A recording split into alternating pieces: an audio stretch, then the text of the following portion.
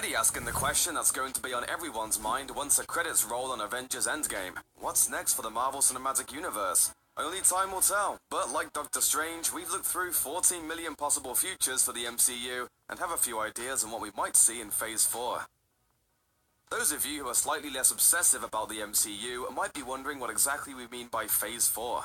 Basically, while each film walks a delicate balance between being a standalone feature and a part of a much larger saga, the MCU movies are conceptually divided into phases. The idea is that while they might not necessarily be direct sequels, they each tie into each other thematically, and build to a climax that unifies everything that came before. Phase 1, which began with Iron Man in 2008, and moved through movies like Captain America, the First Avenger, Thor, and often overlooked Incredible Hulk, was all about introducing each of the superheroes on their own before bringing them together in the Avengers. Phase 2 was about building a much larger universe around them, and reframing what a superhero was by introducing cosmic heroes with vast adventures like the Guardians of the Galaxy, and micro-heroes with much smaller scale adventures like Ant-Man. Thematically, the climax of Phase 2 was Avengers Age of Ultron, which also added heroes like Vision and the Scarlet Witch to the team.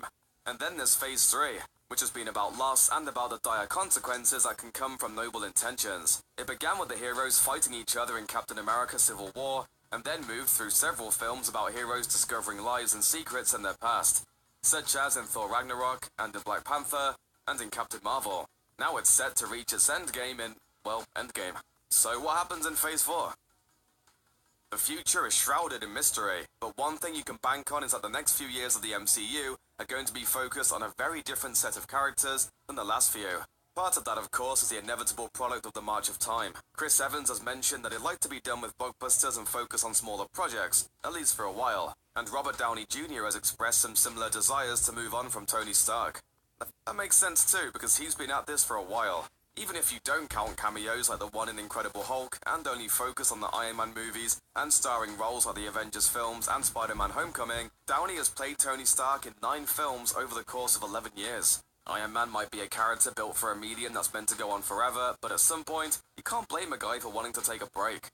Okay, anybody on our side hiding any shocking and fantastic abilities they'd like to disclose? I'm open to suggestions.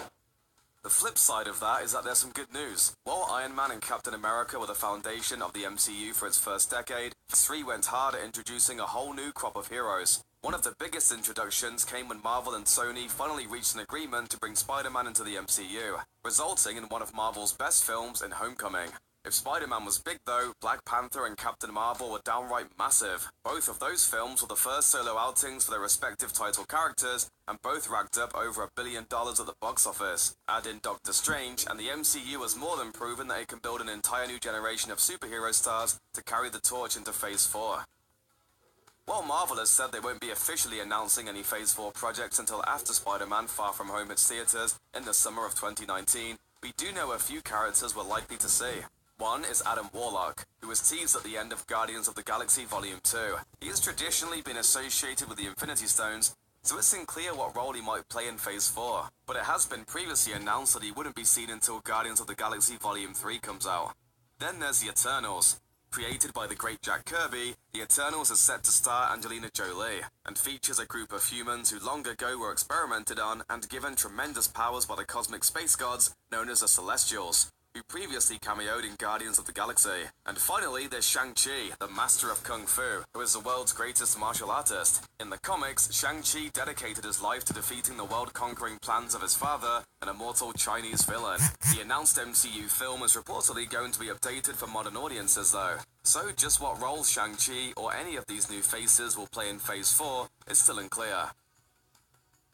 One idea that has been touched on briefly in the films is the concept of the legacy character. In the comics, a legacy character is one where new characters take over existing superhero identities once the original hero has moved on via retirement or death. Jim Rhodes was the second Iron Man, and both Sam Wilson and Bucky Barnes have spent time as Captain America. Couldn't have done that earlier. I hate you. So far, the only hint of this in the MCU has been with Ant-Man and the Wasp, with Scott Lang and Hope Van Dyne taking over those identities from Hank Pym and Janet Van Dyne. But if Chris Evans and Robert Downey Jr. do indeed hang up their spandex after Avengers Endgame, it's very possible we may see Rhodey take over as Iron Man, or Bucky take over as Captain America. After all, what better way to pay homage to the founders of the MCU than by making sure their names live on forever?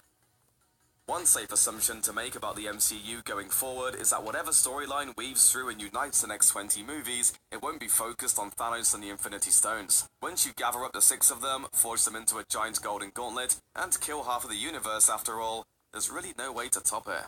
There's a reason beyond just a logical progression of events that leads us to think we're going to be done with the Stones though. Marvel Studios President of Production, Kevin Feige, collectively referred to the first 22 MCU films as the Infinity Saga. In addition to being a nice designation to fit on the side of a ridiculously expensive box set of Blu-rays, that's a pretty clear indication that the stories built around the Stones are coming to an end. So, what will the next MCU saga be about? Luckily, it turns out there are plenty of possibilities. One of the things that makes it so difficult to figure out where the Marvel movies are going after Endgame is that eliminating the Infinity Stones doesn't really narrow down our options for what might take their place. In the comic book pages, Marvel has spent about 60 years creating a nearly endless supply of MacGuffins. If you're not familiar with the term, a MacGuffin is a term for a plot device that sparks the inciting incident. It's the thing that everyone's looking for, like the briefcase in Pulp Fiction, or the Maltese Falcon in the Maltese Falcon, or like the 6 magic stones that everyone in the MCU has been obsessing about for the last decade. Luckily, if Marvel decides to go the MacGuffin route again, there are plenty of candidates. For instance, the Darkhold, which is a user manual for black magic, and which appeared in Season 4 of Agents of S.H.I.E.L.D., would be a natural starting point for a saga involving Dormammu. The Casket of Ancient Winters, which briefly appeared in the first Thor film, contains the infinite power of nature. Then there's the Evil Eye of Avalon, the Negabands, US Archer's trailer truck. The list is nearly endless. With so many to choose from, it will probably go down to which best fits the bad guys they want to use.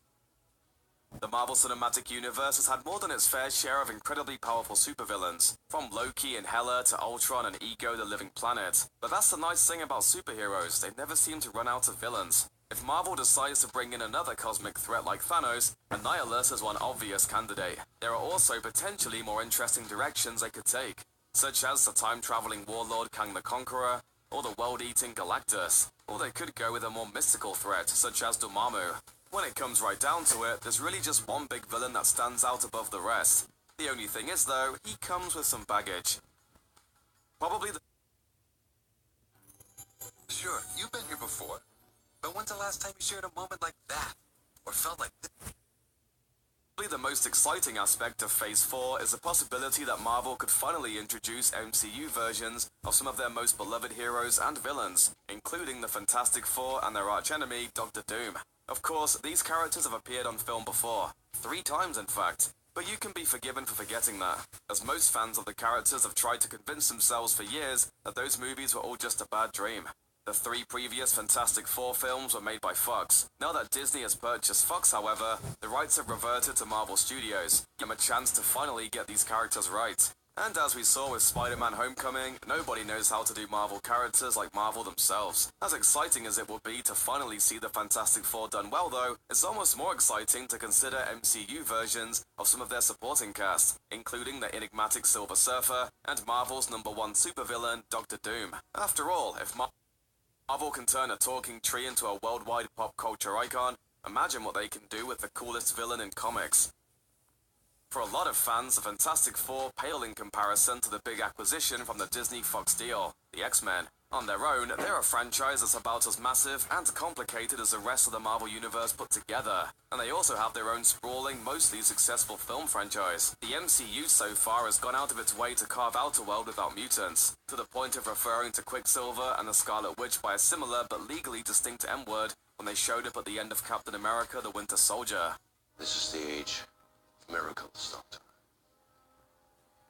There's nothing more horrifying than a miracle.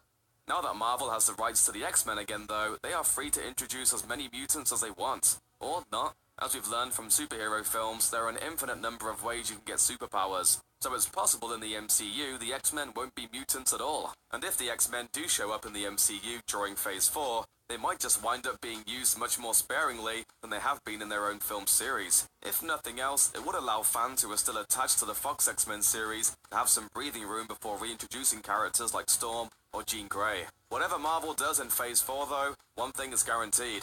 We'll be first in line at the theater to find out. See you there.